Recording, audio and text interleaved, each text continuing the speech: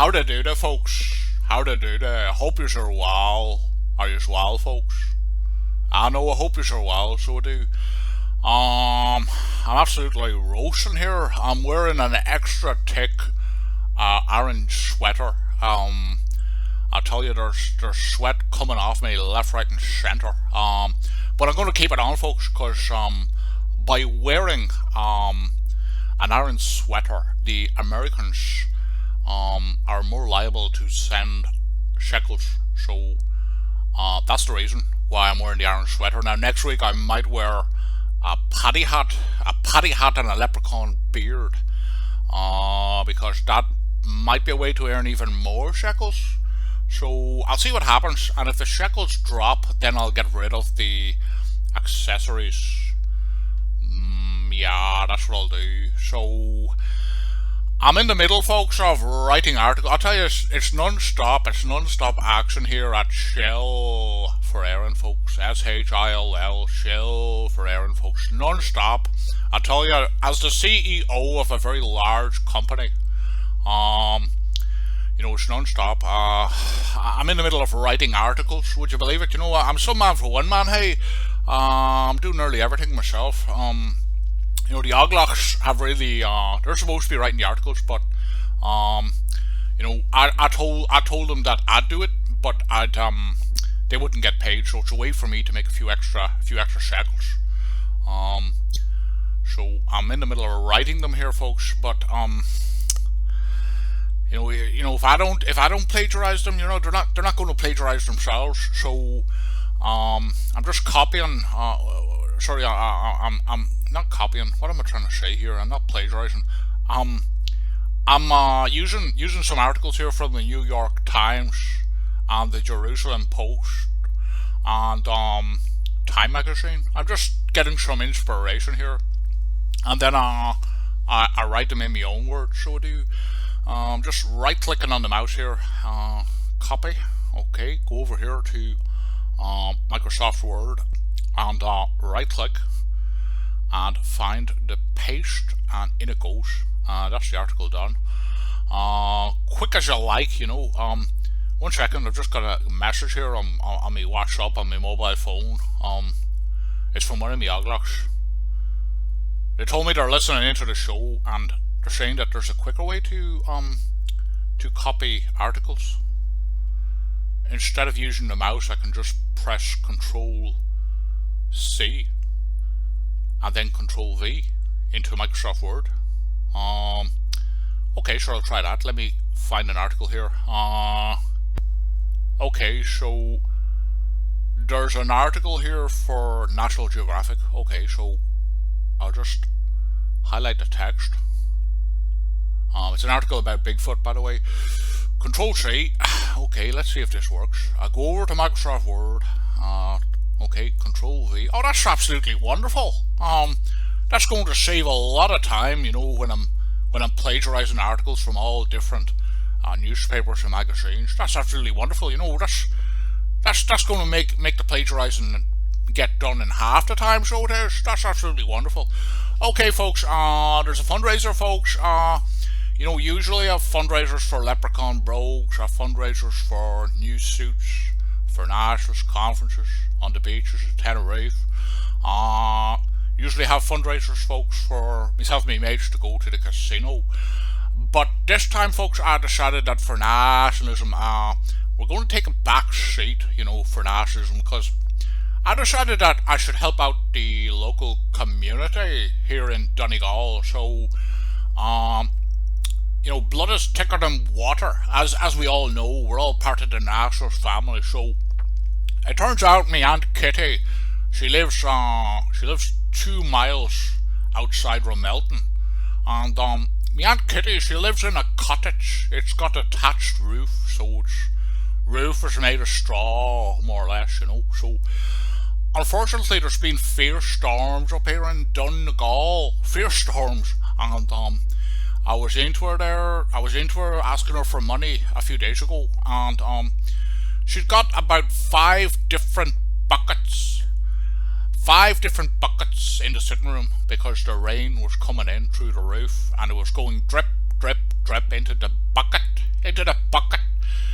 And I asked her what the story was. She said that, the thatched roof is rotten. It's rotten, so the rain's getting through, it's leaking.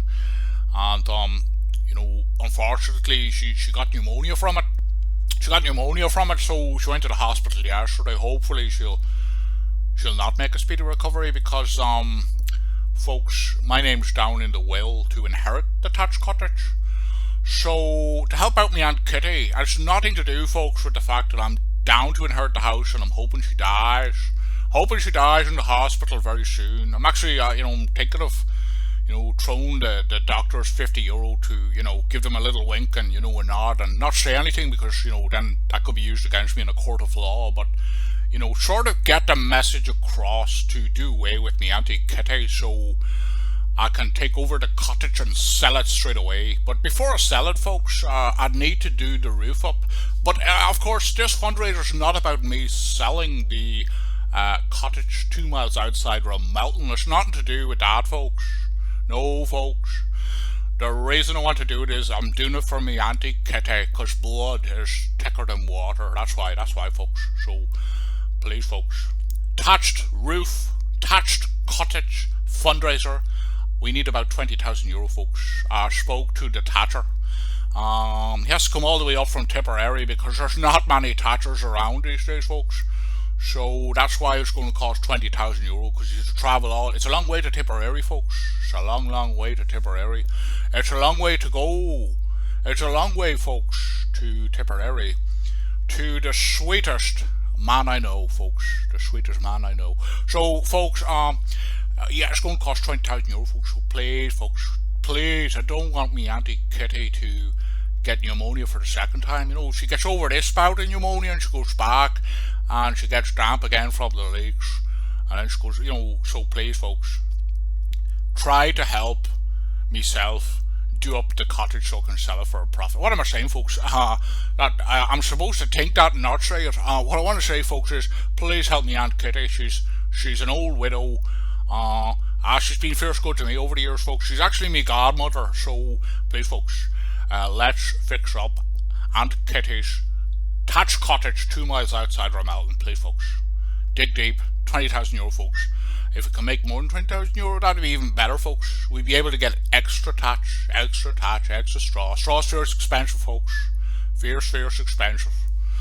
Okay, folks, that's the Thatched Cottage fundraiser over with. Tomorrow, folks, it'll be fundraiser number 52 for gold buckle from Leprechaun Brogues, because I've lost the buckles again, folks. Sure. I should probably give up walking across Loch Swilla, because, every time I go across Loch Swilla, I seem to lose me gold buckles from my Leprechaun Brogues. But for the moment, folks, €20,000, that's what we need, folks, to thatch the roof, get a new roof for me Aunt Kitty, 2 miles outside Roundtable. So, folks, and just, out of the goodness of my heart, folks, the person who donates the most money will get sent to their house as a thank you from Shell for Aaron. We'll get a thank you in the form, folks, of a packet of Tesco brand, folks, custard cream biscuits. Rub your eyes, folks, you're not dreaming, folks. A packet of custard cream biscuits for the person who donates the most money to me Aunt Kitty's thatched roof. Now I do like custard cream. Custard creams are luxury biscuits, folks. They're not cheap biscuits. They're luxury biscuits, folks. They're probably my second favourite biscuits after the Jaffa cake. I love the Jaffa cake. Oh, there's nothing I wouldn't do for a bit of Jaffa cake, folks. I get down on my knees and lick the orange out of the Jaffa cake biscuit. Love the Jaffa cakes, folks. Love the Jaffa cakes. Do anything for Jaffa cakes, folks. Anything for the Jaffa cakes. So anyway, folks, gonna go to the Roundtable here for a minute before we finish up the show. So I'm going to press a button and then we should be live. So let's go, folks. Okay, folks, you're live, folks. You're live. But the Virgin Mary appeared outside my window last night as well, sure. Oh, how's it going, Martyr? We didn't know we were live.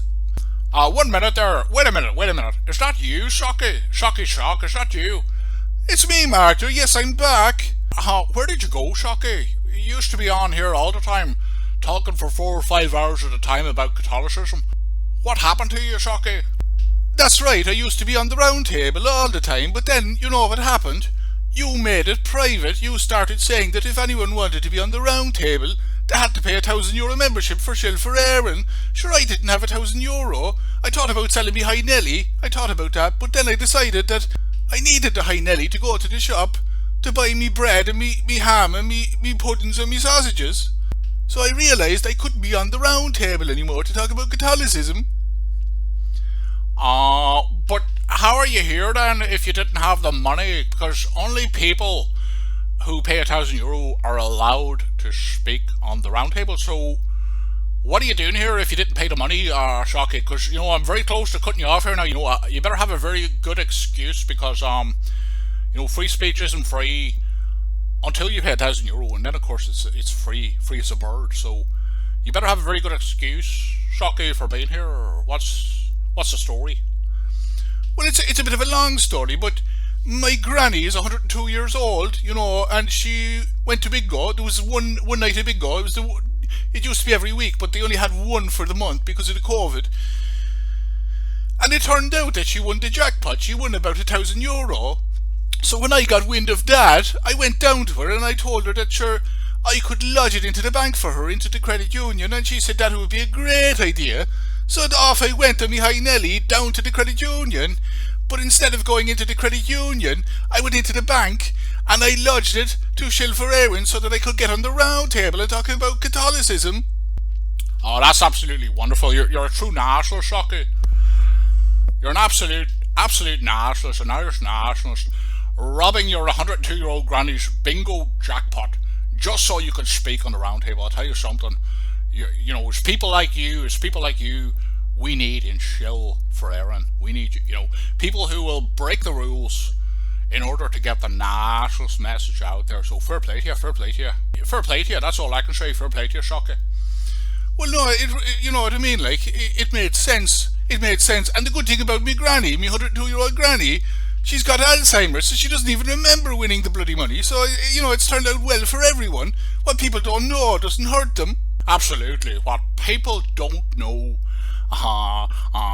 doesn't hurt them a bit. It doesn't hurt them a bit, not even a wee bit, Socky. So fair play to you, fair play to you.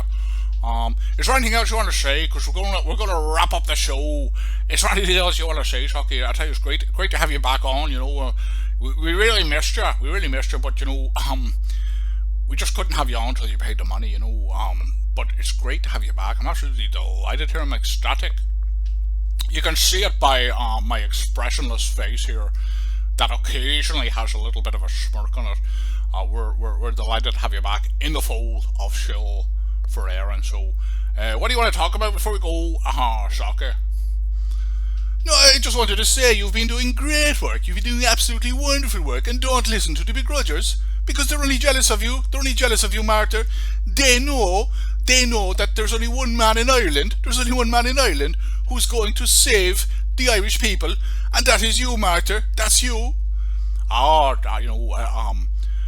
I'd blush if I had emotion, so would. I'd absolutely blush, but no, my complexion is still very, very white here because I've no emotions. Absolutely. Catholicism is the cul-de-sac we went down, and there's no getting out of it now. So maybe in a year's time, when this whole operation becomes financially disadvantageous, we might go back into other spheres such as aliens. Might get back into the fluoride.